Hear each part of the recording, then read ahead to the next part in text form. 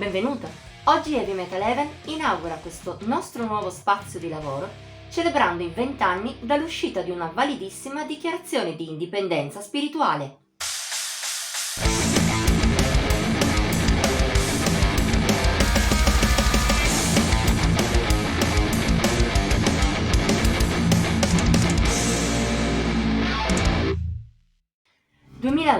Ad appena un anno di distanza da The Black Opera, a parere di chi ha scritto questa retrospettiva, uno dei più notevoli album mai usciti nel panorama metal estrema italiana, gli Opera 9 perdono pezzi. La defezione più clamorosa è la carismatica frontwoman Cadaveria. Stanca della direzione occulta della band madre, la lascia insieme al batterista Flejas, ma senza il minimo desiderio di abbandonare il mondo della musica. Pochissimo tempo e la cantante biellese torna alla carica con la sua band personale. Accompagnato dal fidato batterista, per l'occasione ribattezzato Marcelo Santos come l'antagonista del film Cuore Selvaggio, Cadaveria accoglie tra le sue fila altri 3 musicisti, che prendono nomi dai villain di pellicole dirette da David Lynch. Completata dal chitarrista Frank Booth del Ludo Blu, dal tastierista Baron Harkonnen Dune e dal bassista Killer Bob Twin Peaks, quest'ultimo compagno di Flejas anche nei Necrodeth all'epoca, la formazione non ci mette molto a ingranare. È il 2002, precisamente l'11 marzo, quando esce The Shadows Madame, esordio di Cadaveria, un album che a 20 anni esatti di distanza ha ancora molto da esprimere. A impressionare nel disco è in primis la complessità delle strutture, un punto forte degli Opera 9, che rimane la base anche della cantante biellese, ma in una chiave un po' diversa. Se la musica mescola sempre black, doom e gothic metal, le dosi di questi elementi sono cambiate. Sparita quasi del tutto la componente sinfonica, The Shadows Madame guarda di più alla modernità che agli anni 90, seppur un certo appeal da quel decennio rimane.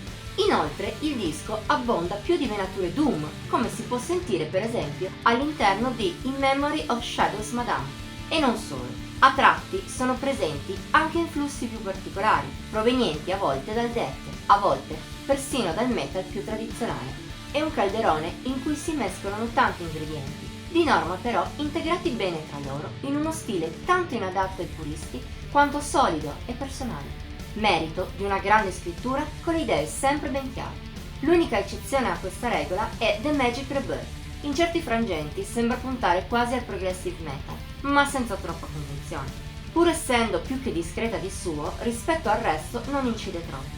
È l'anello debole di The Shadows Madame, insieme a una registrazione che neppure nell'edizione per il 20° anniversario di Time to Kill Records, su cui stiamo basando il video, rende del tutto giustizia al lavoro. Un po' è affascinante, ma di sicuro qualcosa di meno grezzo sarebbe stato meglio, per quanto il periodo in cui Cadaveria ha inciso l'album è in parte una scusante. A parte ciò, parliamo pur sempre di un lavoro ispirato e pieno di sostanza. Per esempio, è inevitabile una citazione per l'opener Spell. Si fa notare per l'alternanza tra toni neoclassici, ricercatezza pur nell'aggressività e un'evoluzione che a tratti tocca persino il death doom. Non sorprende che sia diventata con gli anni una delle tracce più famose della Cadaveria solista. Lo testimonia anche la presenza di una versione live in studio e una delle 2 bonus track in questa versione celebrativa insieme a Velo di Other Side of Hate, opener del disco Silence del 2014.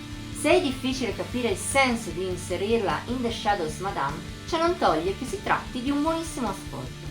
Chiusa questa parentesi, ci sono un altro paio di pezzi più o meno a livello di Spell, che è impossibile non menzionare, come Circle of Eternal Becoming. Impressiona la sua variabilità tra toni gothic, estremi e persino da metal classico, tutti ben mischiati. Ma lo zenith del disco è Black Glory. Tra i vocalizzi multiformi come Non Mai di Cadaveria, le tastiere, il suo mix unico di black e doom, si crea un'atmosfera avvolgente, magica, depressa. E in tutto questo ha anche il potere di essere molto immediata. A dispetto di una struttura non lineare ma più semplice della media del disco, ti entra subito dentro. Purtroppo non tutta la scaletta è a livello di questi pezzi. A tratti è un po' ondivaga e in qualche raro frangente si perde. In generale l'ispirazione di Cadaveria non è quella degli Opera 9 al loro meglio. Questo però non è un buon motivo per sottovalutare The Shadows Madame, che rimane un ottimo album a un solo passo dal capolavoro. e soprattutto è la legittima dichiarazione di indipendenza spirituale per un artista pur sempre di grande importanza nel panorama metal italiano. Insomma, se ti piacciono black, doom, gothic e non hai snobismi per quanto riguarda il modo in cui questi generi dovrebbero esprimersi, ti invitiamo a riscoprire quest'album, o a scoprirlo, se in questi 20 anni ancora non hai avuto occasione di farlo. Voto di Heavy Metal Heaven 87 su 100.